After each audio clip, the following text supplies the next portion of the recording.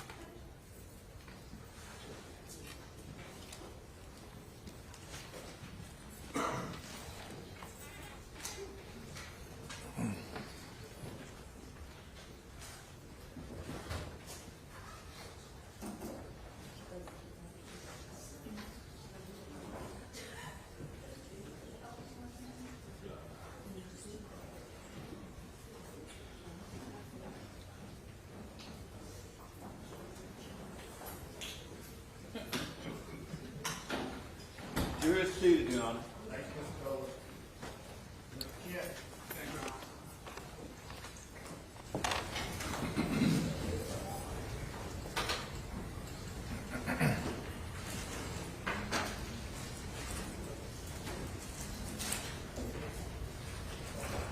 Investigator, I want to give you your proper title. Could you tell me what you would like me to call you? Todd is fine. Todd? Yes, sir. Okay, I want to make sure I give you your proper title and your respect that you are due.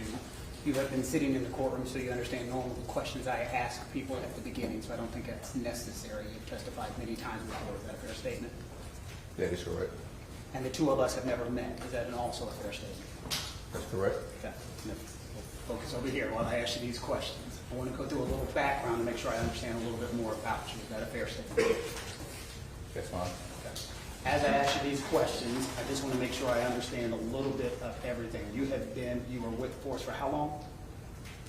25 years. In those 25 years, you started out with your training at the Criminal Justice Academy?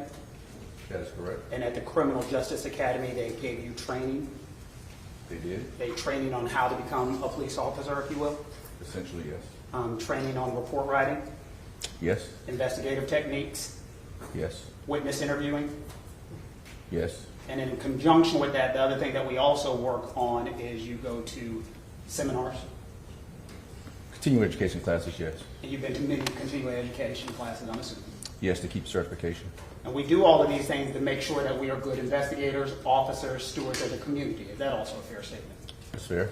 And when we go through these classes and things of this nature, we want to make sure that we uphold a certain standard so that we treat every case the same. Is that a fair statement? That's fair. And when we look at these things, we talk about the investigative techniques, the witness interviews, investigation, collecting evidence. We want to make sure we uphold a specific standard so that later we can sit down and talk to a jury or a judge about what has happened in the case. That's fair. We want to make sure when we're looking at these cases that we don't use our memories, we use the evidence and information that we find on scene or from witnesses, so we do everything correctly. That's fair. Because we do not want to rely on witnesses' memories, and we do not want to rely on emotion when we're trying to make decisions. Is that a fair statement? That's fair. And we do not want emotions to get in the way of actual critical evidence and police work. Is that also fair? That's fair. You have been put on the stand, and is it safe to assume that you are the case agent in this case? For lack of better words, yes. Okay. And as the case agent, I am free to ask you questions about this case. You're pretty familiar with it, as the solicitor just did. I am. And you have looked at all of the information, the files, the witnesses, the evidence, everything that I was just asking you about that we do in a very specific way to make sure we can do things critically. Is that a fair statement? Yes. And so I'm free to ask you questions about what has happened, the investigation, the evidence, and the other witnesses that were talked to in response to this specific case. Yes, you are. And so first I want to talk to you about, and we spent some time talking about the store in question. So again, I want you to tell the jury, where is this store? 7441 Parkland Road here in Richland County, Columbia.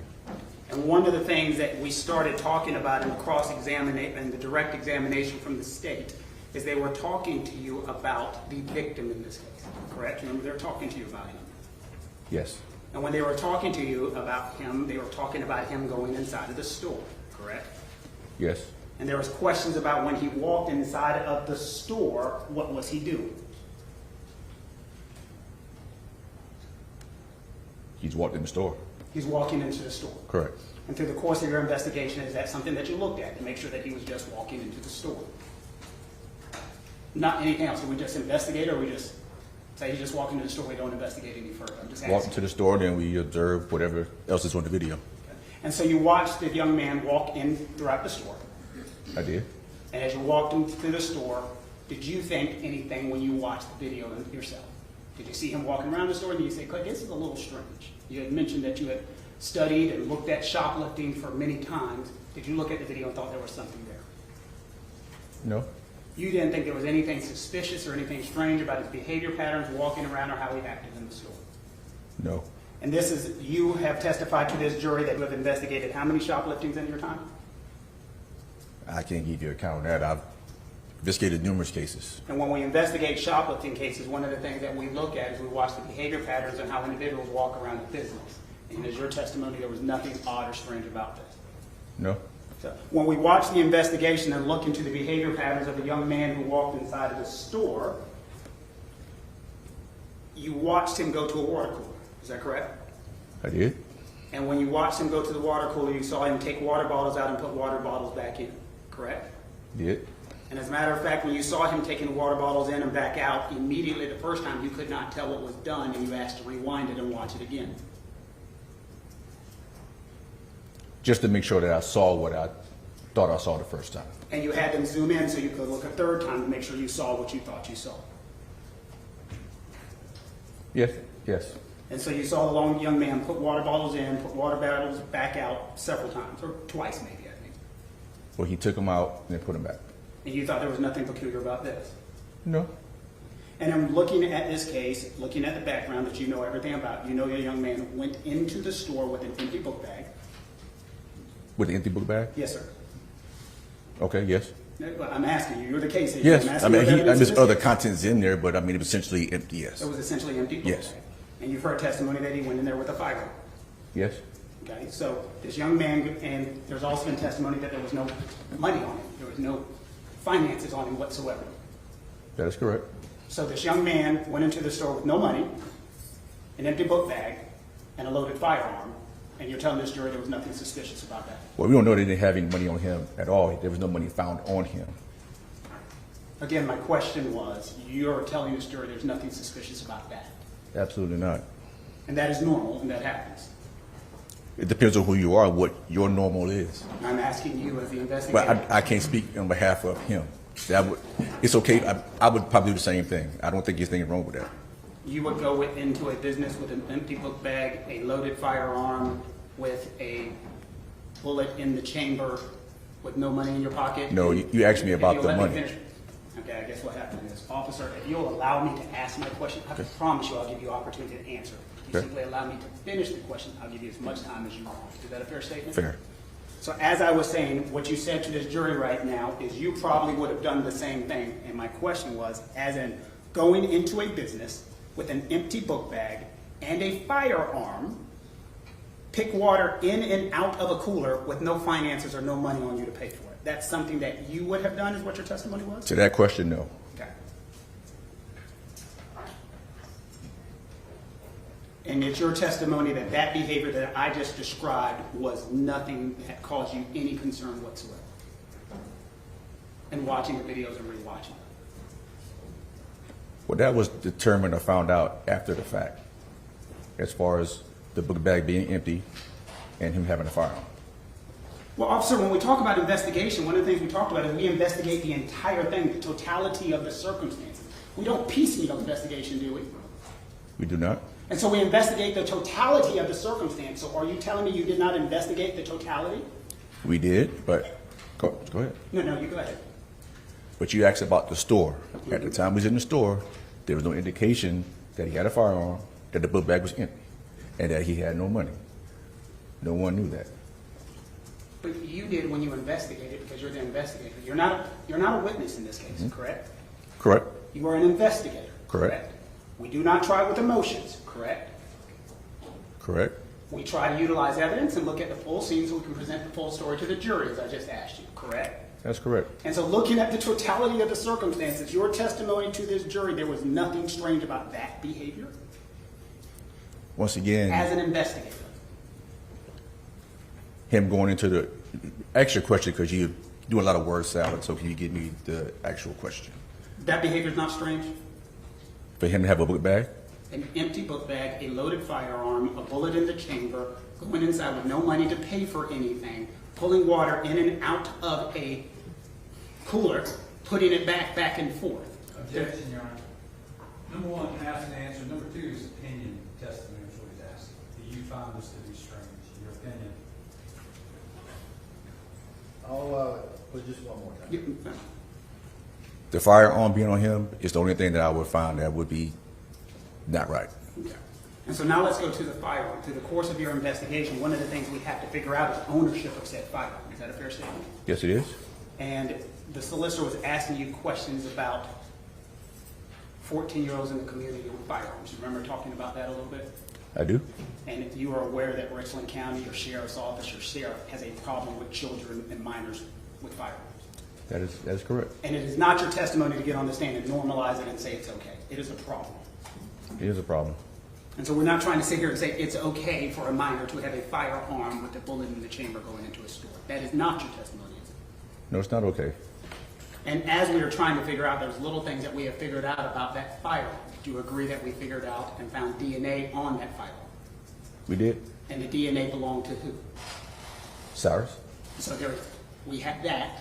And then during you utilizing your investigation, you have testified prior before that you looked and utilized and went through the social media of Cyrus. Is that a fair statement?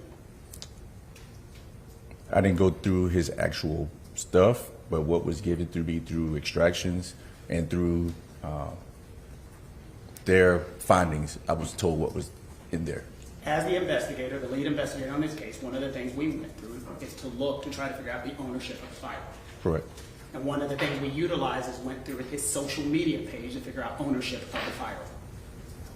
Social media wouldn't tell me that he actually owned that gun. He's 14, so he wouldn't be able to purchase a gun. I apologize, and that's a bad question. Ownership and or possession. Is that a better statement? Yes. And through the course of your investigation, you discovered that he had possessed that exact firearm within 24 hours of this incident. It appeared to be the same gun, yes. And this is something you have testified to prior. Is that a fair statement? Yes. I'm going to show you this picture and ask if you recognize it, and have been asked to testify to that prior under oath before. You can look at me. You don't have to ask permission.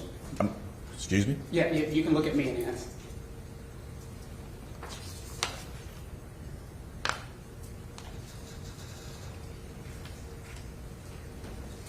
The question, do I need to repeat the question, officer? Yes. Do you recognize the picture based upon the questions that I just asked you about your investigation, and have you testified about it formally under oath before? Yes. Okay. And what is it a picture, and what does it depict? Picture of Cyrus holding a gun. Which gun? It's a black gun with a light on it. Does it appear to be the gun in the case that we're talking about today? It does appear to be the gun. And that is a picture from his social media that was posted on his social media. He was on his social media. And that picture, could you describe what he's wearing? A red hoodie with Chucky on the front. Is it the exact same outfit he was wearing when he went into the store on the date that we're talking about? The hoodie, yes. Now, at this point in time, we'll remove this in as defense number 1. I'm sorry, Judge. With objection to foundation, Your Honor, we discussed it before. Okay. All right, based on the pretrial motions, I'll allow it as defense 1, subject to state's objection.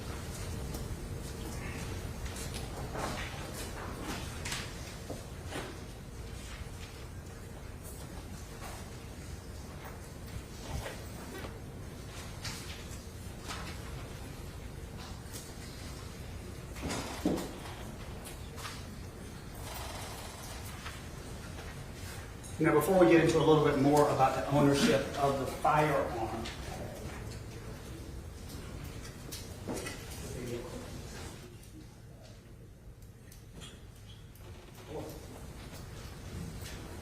now, the picture that we're talking about in, and I should have taken it from there, I apologize.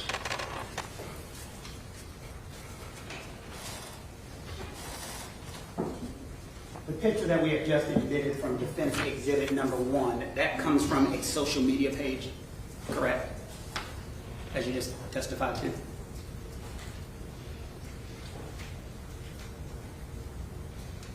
Yes. Okay, and that was from his Instagram page, and that was actually a larger post that was posted. Is that a fair statement? Correct. It's a screen grab from a larger post. Correct. Can you describe to jury what that post was that you saw when you looked? I don't remember the exact. You don't post. remember what the post was? No. If I show you the post, will it help refresh your memory? Yes. One moment. No.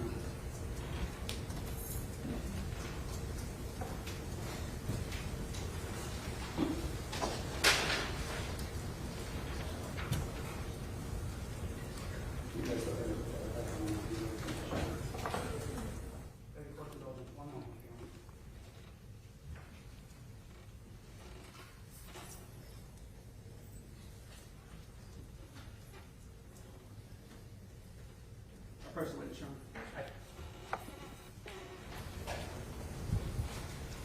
I'll show you.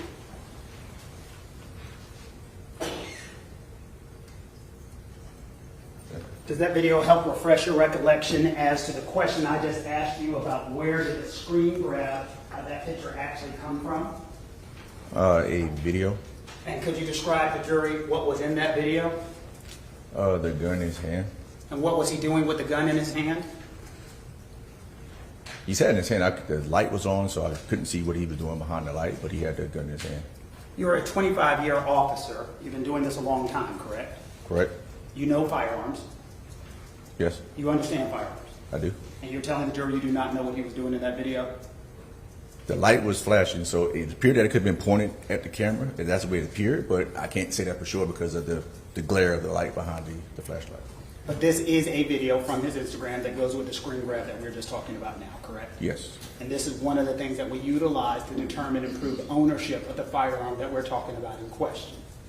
Once again, he's 14, so he can't actually, own or buy the gun, but he had it in his possession. And his DNA is on the firearm. Correct. Your Honor, at this point in time, we would move the full video at Defense Exhibit 2, based upon what you just testified to, understanding the defense's and the prosecution's pretrial objection. It's a foundation issue. That's not how this evidence comes in. And we talked about this and talked about relevancy. We addressed that in pretrial motions, and I think I've already ruled on that. Thank you, Your Honor. It's not coming in. Well, there's an email that explains it. Okay. Your Honor, this time I mentioned first defense number 1. Sure.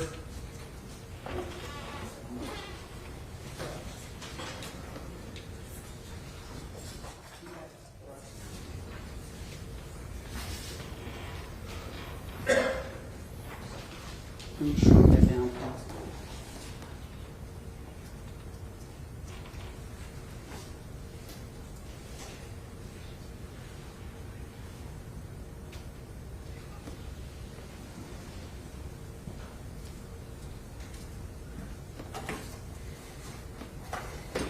there was a question for some time about the light that was found on the scene that was attached to the firearm. Looking at defense exhibit number 1, is that one of the things that would aid us in discussing where that light came from? It could. It could or it does? You asked, could it aid? I said it could aid. Okay. Did it? Yeah, it did. So is that, from your example, from looking at defense exhibit number 1, is that the light that was on the firearm that was found on scene that day? It appears to be.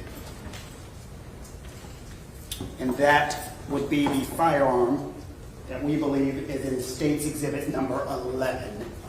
And I'll show that to you all.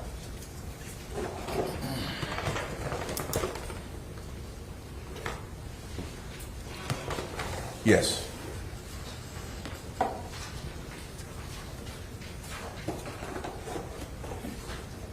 So again, through the course of your investigation, do you not find it strange, weird, peculiar that on the day before this, or within 24 hours, this is posted and then he goes into the store through your investigation? You shouldn't have had a gun, period. Okay. Now I want to talk about the things that happened inside of the store, okay? Is that fair? Okay.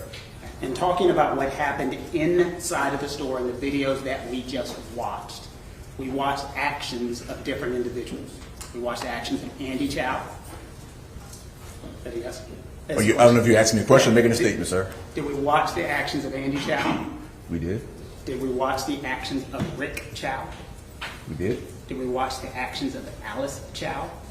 We did. And did we watch the actions of Cyrus? We did. We've already established that Cyrus would have had a firearm when he walked inside of the business. That's correct. We've already established that he legally did not have a right to either own that firearm or walk into the business with that firearm. That is correct. And then one of the questions comes up, and now we're going to talk about Andy Chow's action that we watched in the video first. Okay. You have been at the front of that store before and looking back to where the coolers are? On that day, Anytime, like in part of your investigation, anytime. I may have been in that store in my time in Richland County maybe 3 times, if that. And that's fine. And one of the things that we have talked about is that Andy Chow had made a determination that he believed that Cyrus was stealing from the store. Okay. Is that a fair statement? It is. And then you went and looked back and forth at that video, and it appeared as though nothing had been stolen. That is correct. And that he was putting water back and forth, but it did not appear that he had stolen something. That is true. And so, but still, from Mr. Chow, and I mean Andy's vantage point, that's what he had told you he had thought. Is that a fair statement? Objection, Your Honor. Hearsay and what somebody else thought. Sustained. This case is all about if shoplifting occurred, according to the state, correct? It is. When he went back up to the counter from the videos we watched, the question is, did he have anything in his front hood? Is that a fair statement? They asked me if he had any water in his front hood. And it appeared as though there was something heavy in his front hood. I believe so, yes. Could you see how someone could have mistaken water for a firearm? Objection, that's an improper question. Yeah, I'll sustain that. False speculation. And watching the videos at the front that we've replayed, were you able to see something heavy in that front hood? Not necessarily, but What do you mean? Did you look? I did. Okay. And were you able to see and check if there was anything heavy from your vantage point looking at these videos? He had his hands in his pocket. Okay. And in your 25 years of experience, was that suspicious behavior? Keep your hands in your pocket? Yes, sir. No. When you went back and looked at the videos, we can agree, based upon your testimony, that Rick Chow was being very helpful in letting you see the videos. He was. And when he was talking to you about the videos, as we were watching them on the screens, he was asking Alice, when did the shoplifting occur? Something like that. Do you remember that? Vaguely. Okay. And so is it safe to say, I'm sorry, and in watching the videos that we watched, most of the actions that happened inside of the store are Alice Chow, Andy Chow, and Cyrus. That is correct. And Rick Chow is in the back. Yes, And Rick Chow is the one who is showing you the videos. he was.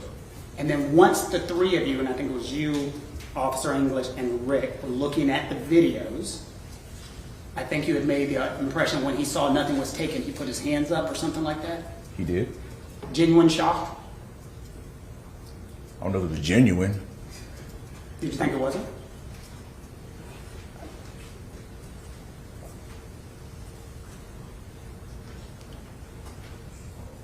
I didn't know what to think.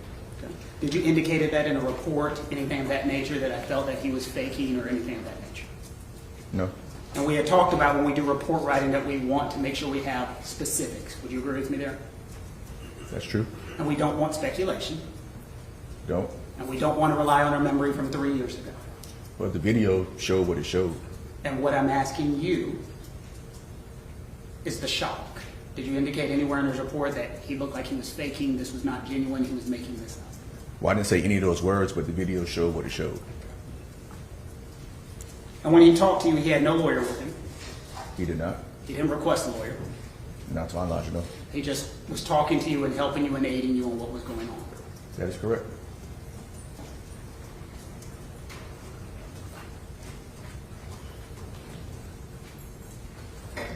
And the conversations that were happening at the front of the store were between Alice Chow and Andy Chow concerning the potential shoplifting. Would you agree with me there? That is true. And none of the conversations were between Rick Chow and this young man. Not that I'm aware of, no. And not that we saw in any of the video. That is correct.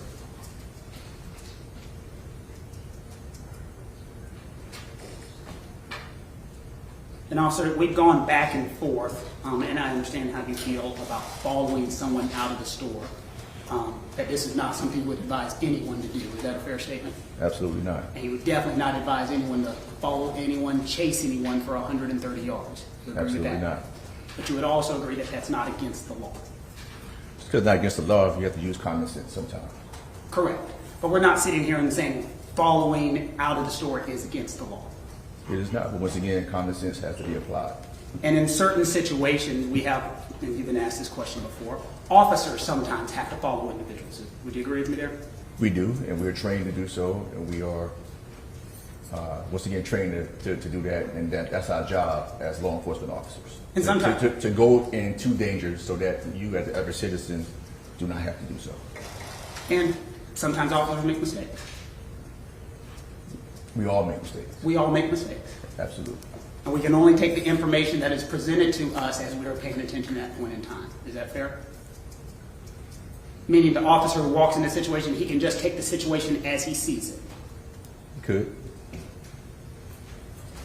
And in a situation, if, and this question was asked to you before, if you are following someone and they turn and point a gun at you and or your partner, what would you do?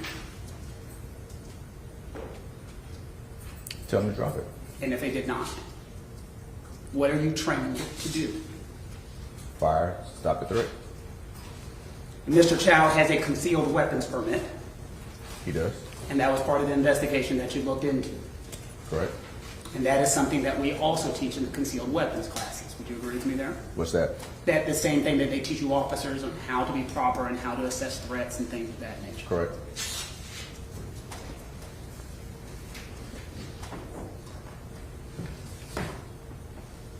Have you had opportunity to look at all of the interviews and everybody who's given an interview in this case?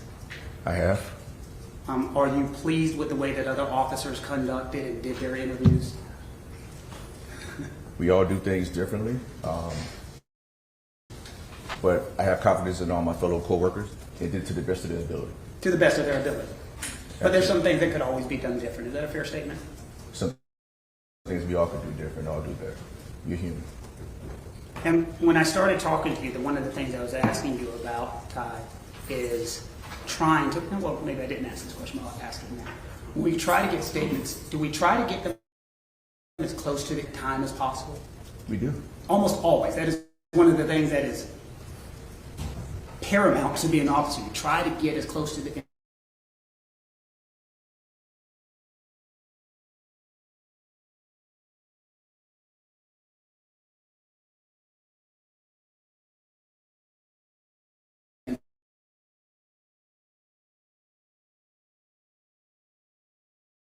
incident as possible.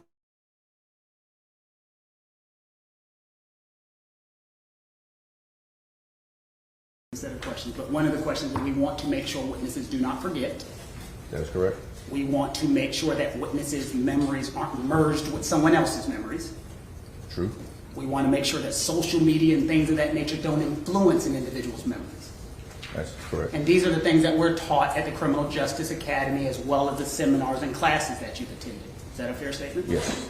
And we try to make sure that when we interview witnesses, and I think we watch some of the body camera, we want to separate people. We don't want them interviewed together. Correct. I mean, that's one of the first things to tell you. Do not interview witnesses together. Correct. Why don't we want witnesses interviewed together? You want each person's authentic statement and what they saw and not have them impact each other. And as an investigator, as an officer, as a gentleman who's doing this a long time, you have seen situations when other statements influence other individuals when done incorrectly. Is that a fair statement? I haven't. I know you've never done it, but have you ever seen a situation where someone's statement can be influenced by someone else's statement? Not that I can recall. You do not believe that actually happens?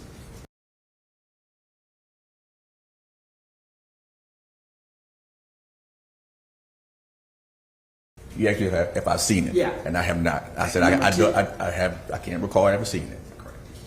Have you seen a situation where an officer interviews two individuals at the same time? I have not. And we watched all the body cams in this case. Yes. Would you agree with me sometimes some of the officers are actually talking to individuals as they're together getting statements at the same time? In this case, Yeah. I don't recall seeing that. But if that did happen, that would be a no-no? It would be. We talked, well, we haven't talked yet, but 911 calls are something that's also very important. That is correct. Because 911 calls, that's when we get the, I use a legal phrase that all of us know, the excited utterance. That's when we get the person's true emotion when they're talking and what really happened. And that's as close to the incident as possible a lot of times. That can depend. Sometimes people's emotions and what they see can cause them to maybe, how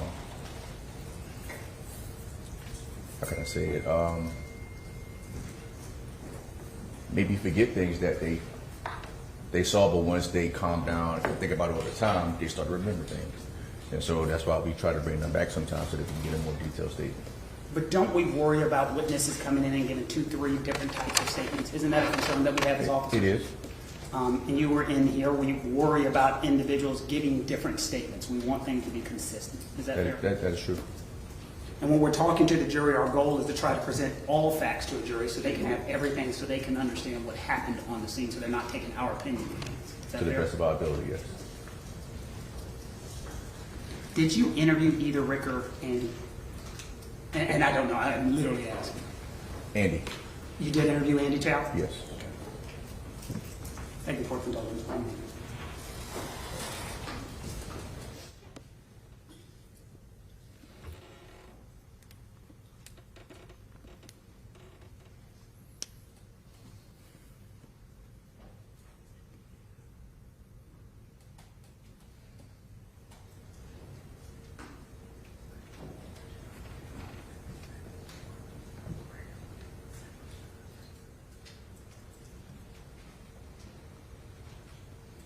A question asked of some witnesses, and you may or may not be able to answer this, but since you are the investigator who knows the full file, there's a question asked that anyone on scene was told that Cyrus pointed a gun at Andy Chow, or if Andy or Rick Chow ever said that. Do you remember? I don't recall. So you do not remember if that was said?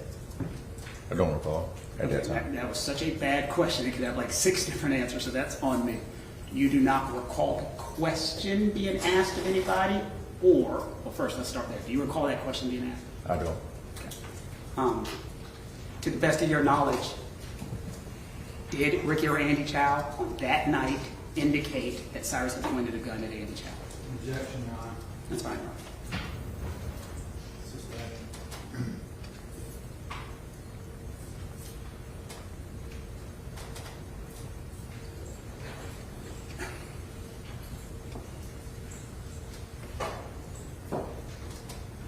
You've heard the testimony of some of the witnesses who have testified. As the case agent, was there ever any concerns about the veracity of any of the witnesses who had testified? No. Did any of the officers under your steward, when we were looking at this case, questioned any of the witnesses' veracity? Objection again to hearsay, Your Honor. Same.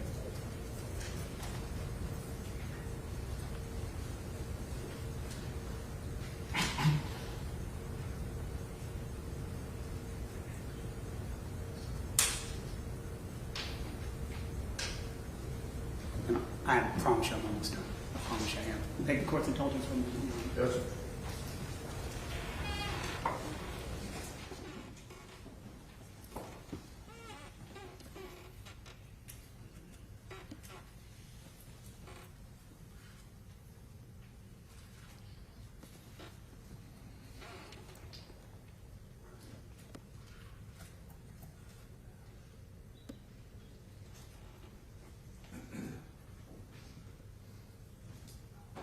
And I very much appreciate your testimony. I know this is a difficult time, a difficult situation, and I don't want to take that for granted. But just to make sure I go back and finish. Cyrus Belton went into the store with a firearm. He did. It was illegal for him to walk into the store with a firearm. It was illegal. Through the course of your investigation, you showed that he had possession of that firearm within 24 hours before going into that store. Correct. The firearm was equipped with the light that we see on the TV now. Yes. Through your investigation, you found no money or payment ability for Cyrus to pay for anything in that store. Did not. The book bag you found had nothing inside of the book bag. There's some papers in there, but essentially, no. Your testimony is there was nothing strange that you thought of going inside of that store with nothing in it. Nothing in the book bag, other than the gun. I'm sorry, I don't want to, you thought it was strange going into the store with a gun. Correct. Rick Chow immediately talked to you that evening. Not. He talked to, I guess, other people there, but then spoke to me at the store to show me the video. Yes. No attorney. No. He went down and showed you the video surveillance. He did. He comported with everything that you asked. As far as the video, yes. When you were watching the video, you had to watch it not one, not two, but 3 times, and on the 3rd time you had to blow it up. Didn't have to, but he said that he could. He said he could. Yes. And then when it was shown that it appeared as though this person may not have taken anything, he said something that showed shock, but you're not sure if it was genuine or not. The video speaks for itself. And he was not in the store when the shoplifting occurred, or the alleged shoplifting occurred. Who? Mr. Chow. He was in the back. I'm sorry, he was not in the main area of the store. Correct. Is that a better question? Yes. Andy Chow and Alice appeared to be the one having conversations with this young man. That's true. Andy and Alice are not charged with anything. No. Andy Chow is the one who went out of the store first. Yes. You conducted an interview with Andy. We can't get into that, of course, but you conducted the interview with Andy I did. on the scene. No. So you conducted an interview with him later. Correct. You're aware he gave several interviews on scene. I learned that, yes. You learned that, yes. Yes. Later, that he gave several Yes. interviews on scene. And Rick Chow gave several interviews on scene. And we saw a portion of one already. I learned that. Yeah, but we saw Yeah, one of them. yeah, yes. We I'm saw sorry, a yes, portion of yeah. one of it all there together. And then finally, you have testified, we may disagree with it, we may not like it, but you would agree it is not against the law to follow and or chase somebody from leaving from the store. Not against the law, but once again, use and exercise common sense. And you are not sitting here testifying even with any suggestion that you believe it is okay for a 14-year-old in Richland County to have a gun with a bullet in the chamber. It's not okay. Thank you. I appreciate you so much. Thank you, Tom. Yes, sir. Anything on either end? If you saw 2 grown men chasing a child down the road, one armed, would you intervene? I would. Okay. Was Rick Chow licensed law enforcement? He was not. In 2023, were you licensed law enforcement? I was. In 25 years of being a licensed law enforcement officer, have you found yourself in dangerous situations before? Yes. How many times have you shot people? Never. Have there been times in these dangerous situations where you were felt compelled to have restraint instead of pulling out a firearm and shooting somebody?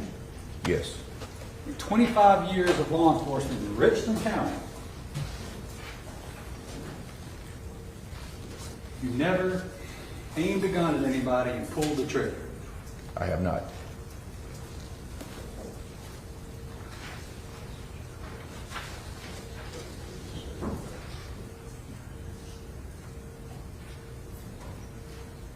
Let me ask you something, Investigator Jordan. I'm still calling you Investigator. That's what you are to me. When Cyrus Carmack-Belton walked out of 7441 Parkland Road, May 28, 2023, was he walking or running? Walking. Was he combative with the Chows, or was he polite to them? He's very polite. Okay. In contrast, what were Rick Chow and his son Andy doing when they left the store? Hastily running after him or hurrying out of the store to try to catch him. They're hauling ass. Yes. What did Cyrus do when he saw two grown men running at him and screaming? Your Honor, I'm going to share the video speak for itself, and now we're editorializing. Thank you. On the other hand, when Cyrus turns the corner after he's walking, what does he do when grown men are running after him, screaming at him? Appeared to be scared and take off running. Where again was Cyrus Carmack-Belton shot and killed? On his body, Where was his body found? on Spring Tree Drive, Do you know how far away? over a football field. You were asked a lot of questions and about what you find suspicious and what could have happened here and there.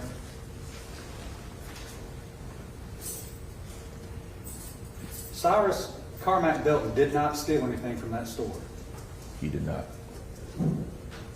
Had he been left alone to walk away, not been chased,